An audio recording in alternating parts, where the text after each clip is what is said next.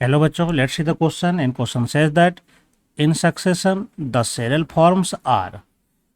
तो हम जानते हैं कि जब सक्सेशन होता है कहीं भी तो उसमें तीन ग्रुप में सक्सेशन कम्युनिटीज को बांटा जाता है। फर्स्ट होता है पायनियर कम्युनिटी, यानी कि इनिशियल में जो कम्युनिटी किसी जगह पर अपना फर्स्ट कॉलोनी बनाती है उसको हम लोग कहते हैं पायनियर कम्युनिटी, यानी ये फर्स्ट कम्युनिटी होती है।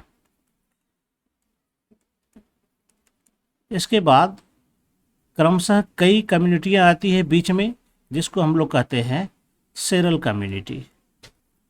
यह हो जाता है सेरल कम्युनिटी।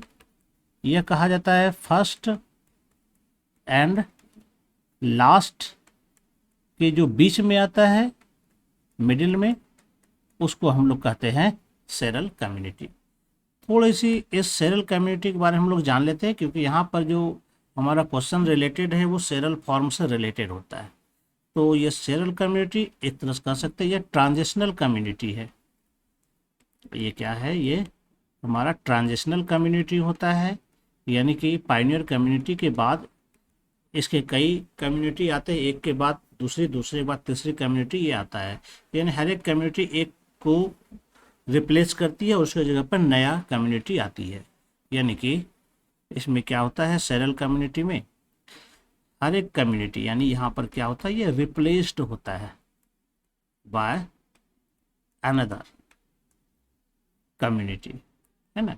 जिसके लायक वो कंडीशन रहता है, वो हैबिटेट रहता है, वहाँ पर उस तरह की कम्युनिटी आती है और पुराना वाला जो कम्युनिटी होता है वो वहाँ से समाप्त हो जाता है, उसका डेथ एंड डिकम्पोजिशन हो जाता है।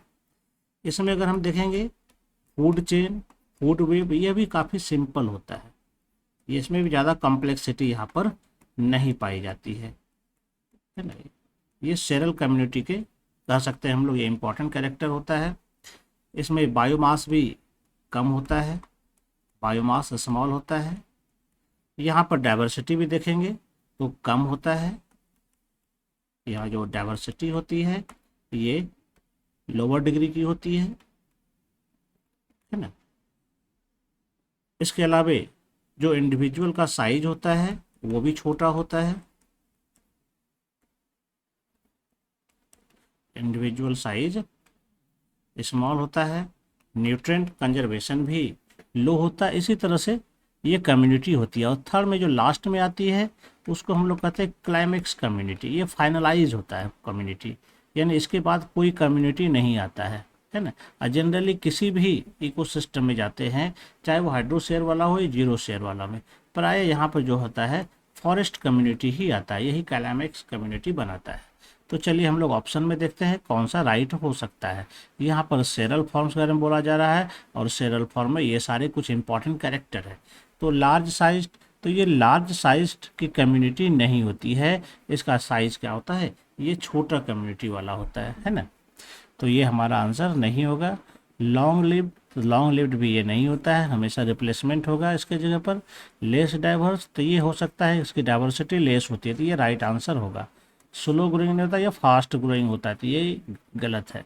तो यहाँ पर जो बिल्कुल परफेक्ट आंसर है वो सी नंबर है, less diverse. I hope you understand it well and best of luck. Thank you.